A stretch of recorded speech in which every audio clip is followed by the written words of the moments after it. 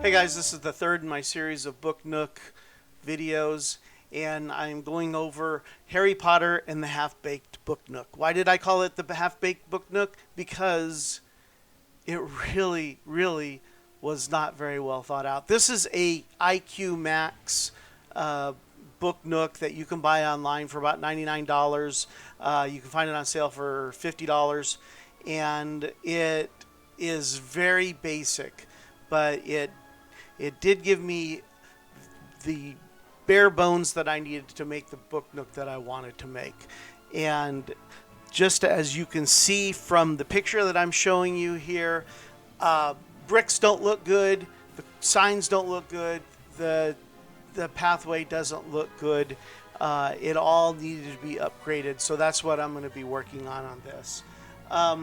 First off, let me tell you, I'm going to really, as bad as the quality is of this particular Book Nook, it was all fixable. Nothing was as egregious as this little card that they inserted in the Book Nook box. Instead of giving me a set of instructions, they gave me this card. Now I get it, you want to save some money.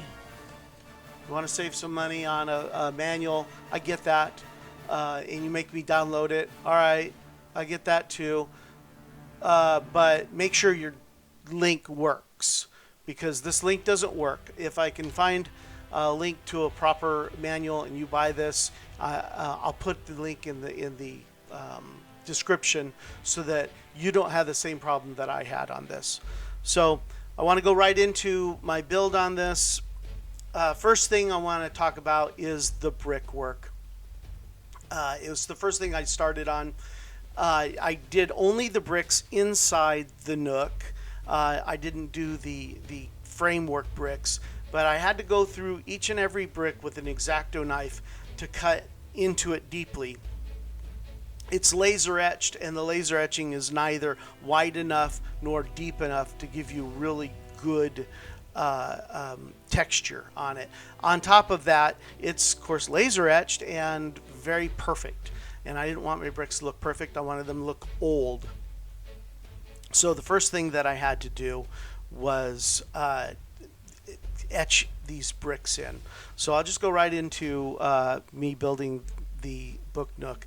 I didn't go into a lot of the construction of the windows and things. That's all in the instruction set. So, you know, that's easy. What I really went into in depth here is how I customized the Book Nook. All right, here we go. All right, so I'm just going to use, it's called wrought iron.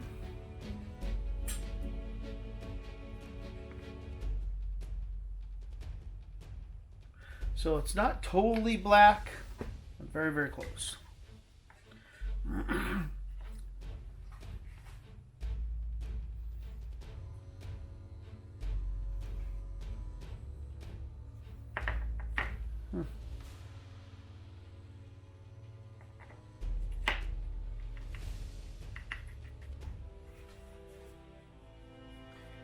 And this is going to give us some dark grout lines, basically.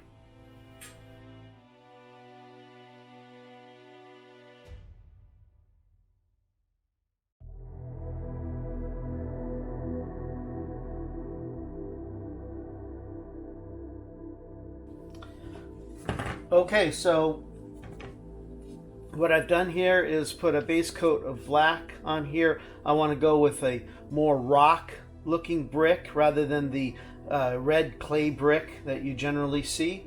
And so I am putting the black base coat and then the tan over it right now.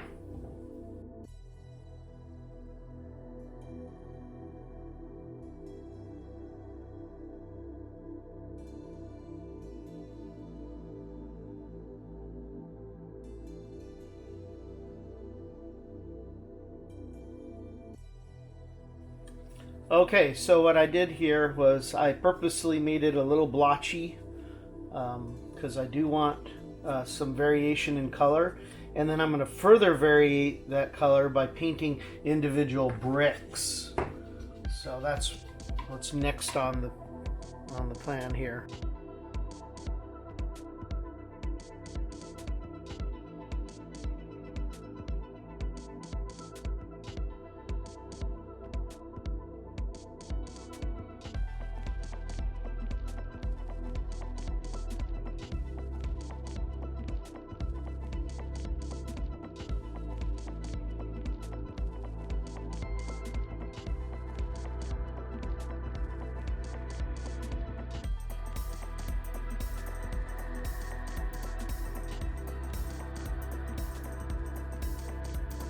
All right, so first brick wall down, looks like,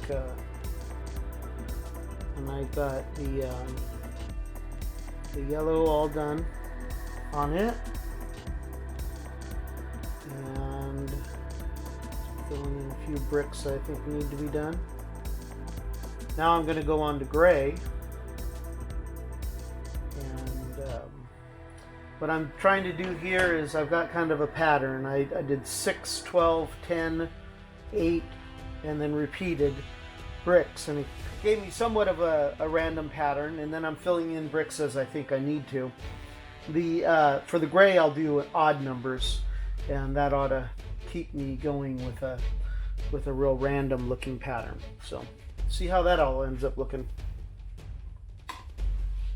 I finished up the gray, and then I mixed a little bit of the yellow with the gray and made a mid-tone, and that's pretty much the entire wall. It looks a little camouflaged, but hopefully it'll start looking more like a brick wall here pretty soon. Okay, I got my brick walls done here. What I'm going to do right now is do a dry brush with black.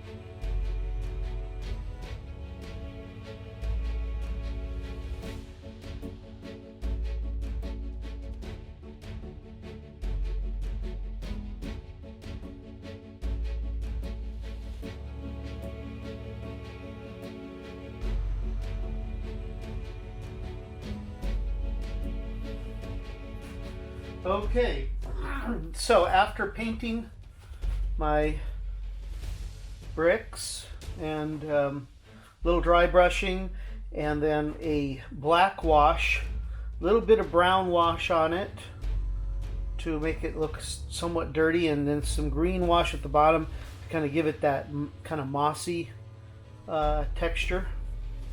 My walls are done, and I think they're looking pretty good.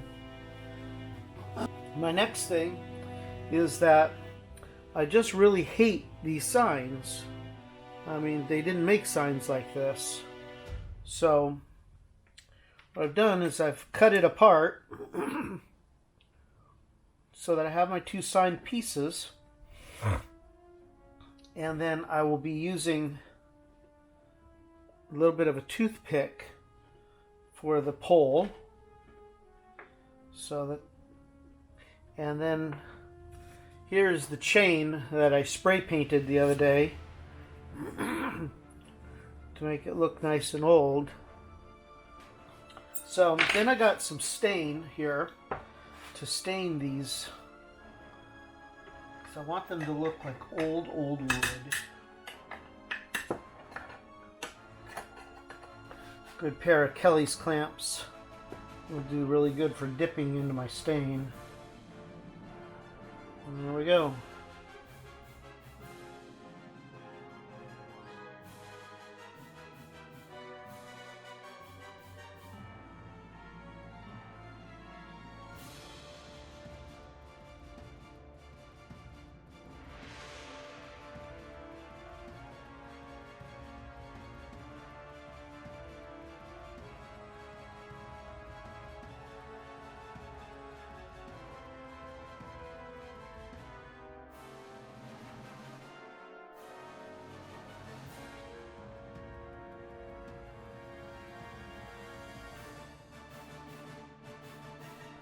plan.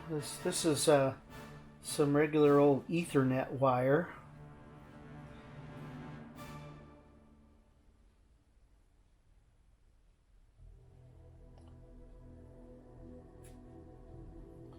So my plan is to create small little rings.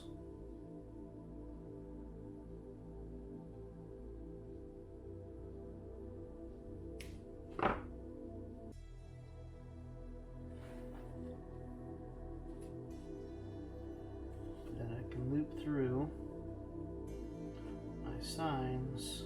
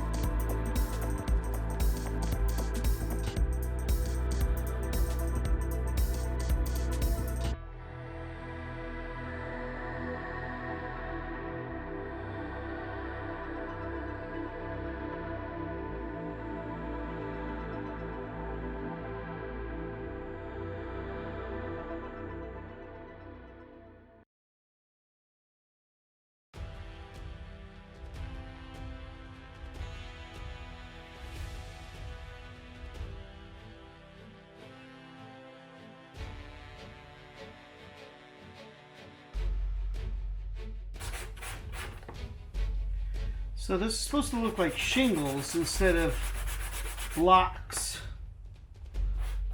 of wood stacked on top of each other.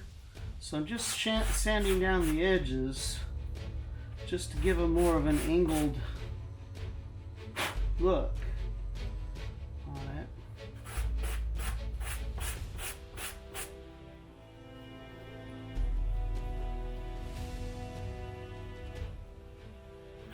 Kind of like that a little bit better. So I don't know if you can tell on screen the difference, but certainly is looking a little bit better now. Here is the progress so far with my signs, and got the doors installed. Now I'm getting ready to do some windows here.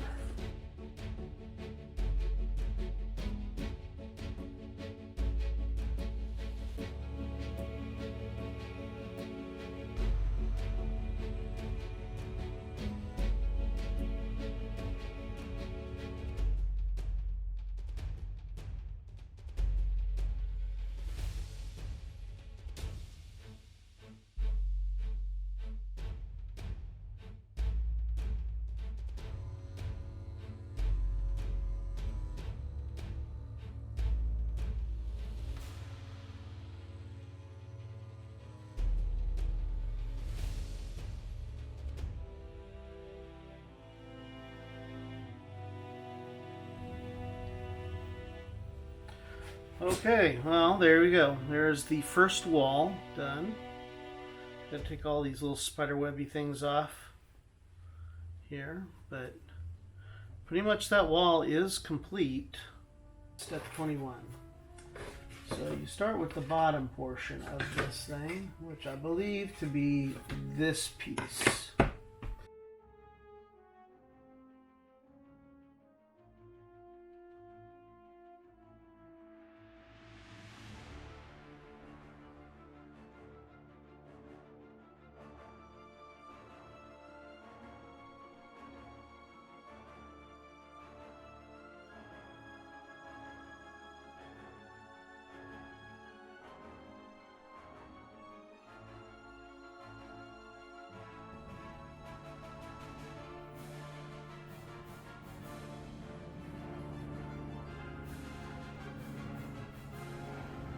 Okay, this is as good a base as any for a nice little cobblestone road.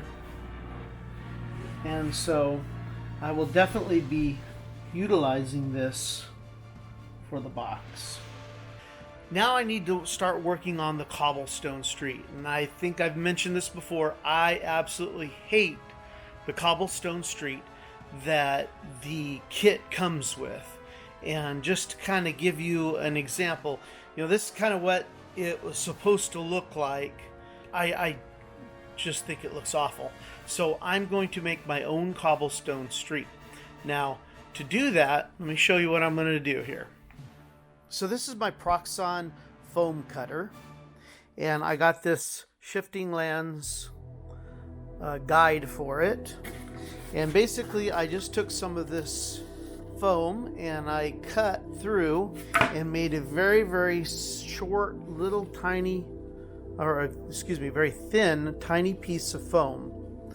Now from that, what I did was I then placed it onto the cobblestone street that's supposed to be there and cut it out to fit. Now I'm going to draw my cobblestone onto this to make it look like it's an actual real cobblestone road. Took me a little while, but I took my pen to my foam there and I etched out my little cobblestone path. Now I'll be gluing it to the wood there, and then we'll work on painting it and making it look like real stone.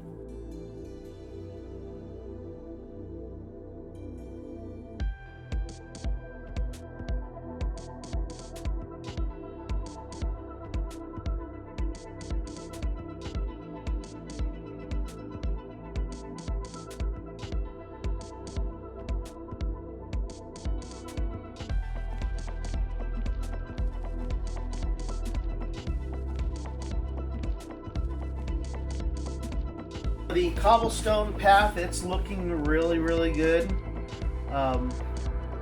I painted it, and then when I was all done, it just looked too flat to me.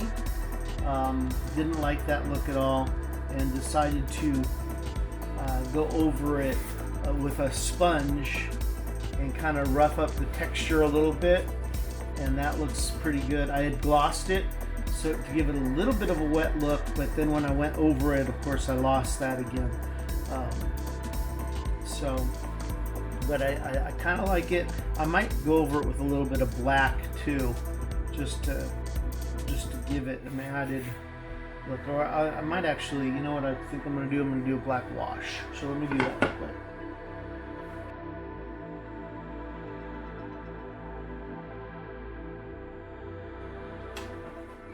And then I want to kind of let gravity take effect here to get that wash down into the grooves. And also, as technically it should be running downward, so we'll go ahead and just let that sit. I'm gonna have to come up with some signs, so I guess it's over to my computer to try to figure that one out. So signage is done, is the next step. So it's back to my computer to make some signs for it. I'm definitely going to use the Quidditch sign, and then I think I'm going to make this 4-tiered sign about wands, maybe one about robes, and not sure yet what about that one. But I definitely need to get my signs done. I've been putting it off because it's just not one of the more fun things to do, because you're making your sign and shrinking it down, printing it out, and testing the size over and over and over again until you get the right size. So it's kind of a little bit rough detail. After printing out the paper portion of the signs, I set about to gluing them down to their wooden counterparts. After that, I had to go in and age them a little bit. It was a combination of sanding them a bit and putting a black wash over them to make them look like they were a lot older than just freshly printed.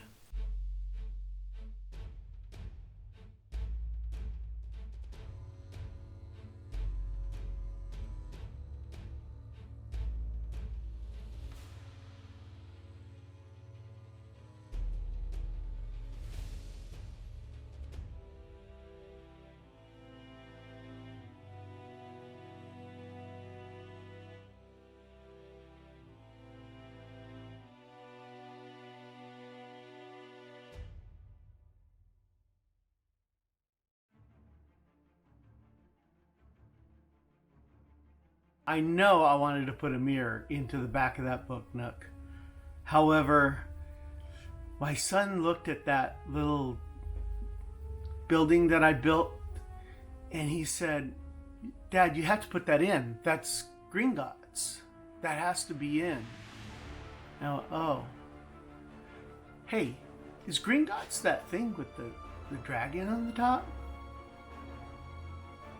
Bing, light bulb. Light bulb. Yes, that's going to be the cool factor.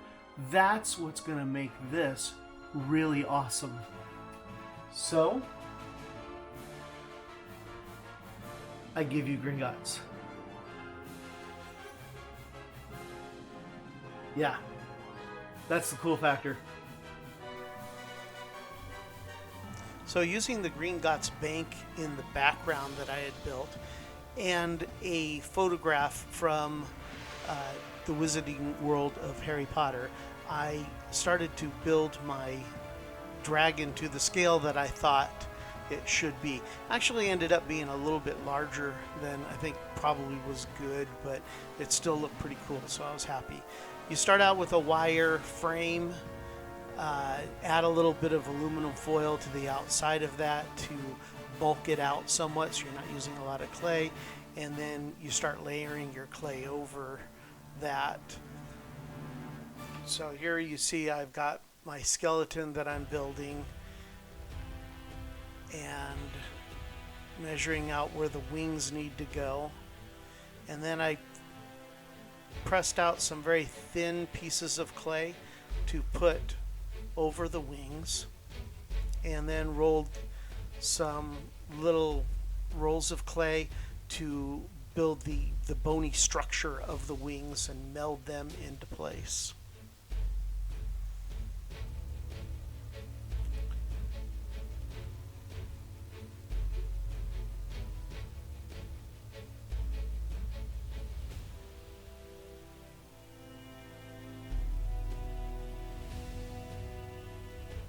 I'm using Super Sculpey for this because it's a lot more firm and tends to hold its shape a lot better as you're sculpting with it. It's become my favorite form of clay for this. You see me adding some detail into those wings and bulking them out. When I finished up with this, the wings actually turned out to be too large, and I had to cut them back a bit just to make them fit inside that box. It was very, very tight fit. In fact, the character itself had to be modified quite a bit so that it didn't interfere with the windows of the box. Here you see me working on the neck area. Just putting in little pieces just to give it some wrinkles right along where the neck is bending.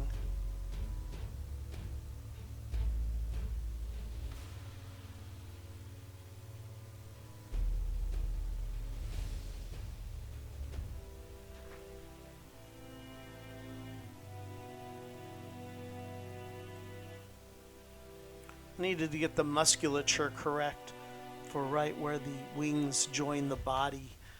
And while I am a nurse, I am not that great on the anatomy and physiology of a dragon, so I just kind of had to guess at where those muscles would be rippling at.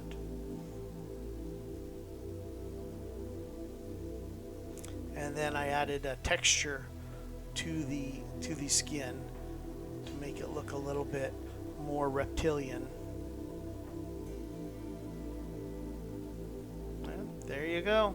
Pretty happy with it. It's going to look really awesome sitting at the back of the Book Nook.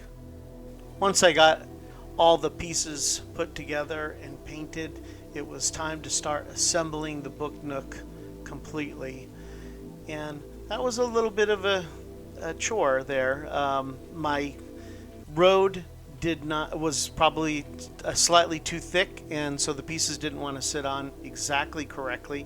And then of course my dragon was very large in the back there, and I had to make him fit. But overall it did end up going together. I clamped it down and let it dry.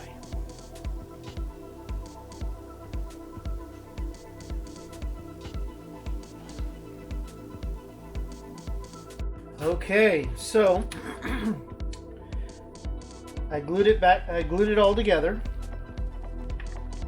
Looks pretty good. I gapped it a little bit here, and that one is not too bad, but I think it'll be close enough. It'll be good enough I can make it work. Everything looks really good. Probably hard to see on camera right now because it's kind of dark inside there. So the next step is to put the windows in and then light it up. So the windows come in this little plastic bag here. I think I'll use the plastic bag as kind of a table.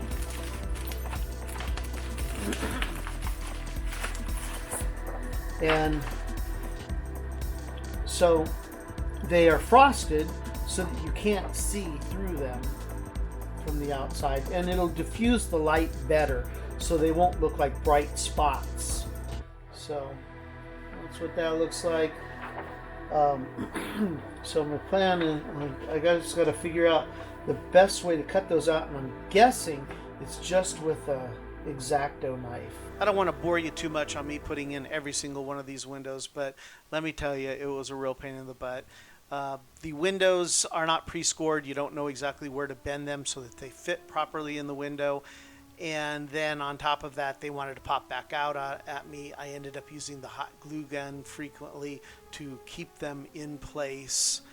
A couple of occasions got a little heavy-handed and popped my window frames out as I was pushing the little window panes in place. Let me tell you, if you're gonna do this, then put the window panes in first, then glue the windows down onto the frame. Don't follow the instructions because it really made it a lot more difficult.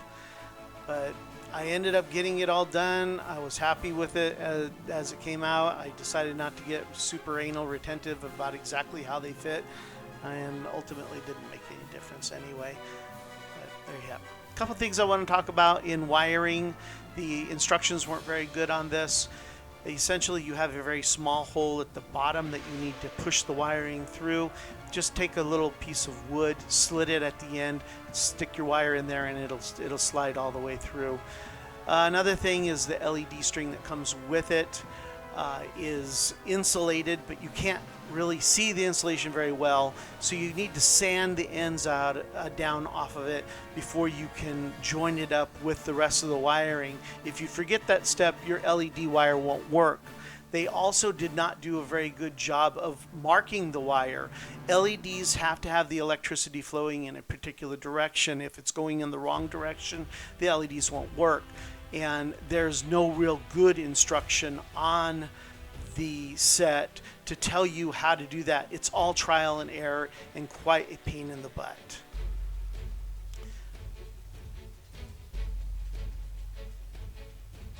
Okay, all that was left was to glue the exterior pieces onto the box. And as far as that brickwork on the outside, I didn't do as detailed a job there, mostly because it was just framing the box as a whole. One thing that I do want to mention, though, is that the box did not have a lid. I had to make one. Since it was the middle of the night, I had to steal a hinge off of another box someplace else, which I'm going to have to repair. But it was quite annoying that this box did not come with a top. The only thing that they had for a top was the mirror that you put on there. That made no sense to me. Why a mirror at the top of the box? When looking up into the box, all you would see is the reflection of everything below it. Didn't make any sense to me. That wasn't right. So I ditched the mirror and I made a new top for the box. I painted the underside of it blue, and then the top of it was stained like the rest of the box. And you're going to have to decide how you want to best handle that. Now, it needed a hinge because on the right hand side of the box is a little pocket where the battery sits, and you need to get in there and fish that battery out on occasion, disconnect it, and then recharge it. So I needed to be able to get in and out of that easily, so the top of the box is, of course, not glued down into place. Despite the obvious limitations of the kit, I think that you can really customize this quite a bit, and that's on the plus side. And here's a few people that have customized this, and I think that they have done some wonderful work here. And so I want to point that out, that this can be customized. Had I to do it over again, though, I probably would have built it from scratch myself, simply because there were a lot of things that I ended up having to go to scratch for. Without delaying any further, here's my version of the Harry Potter Diagon Alley Book Nook. I hope you enjoy it.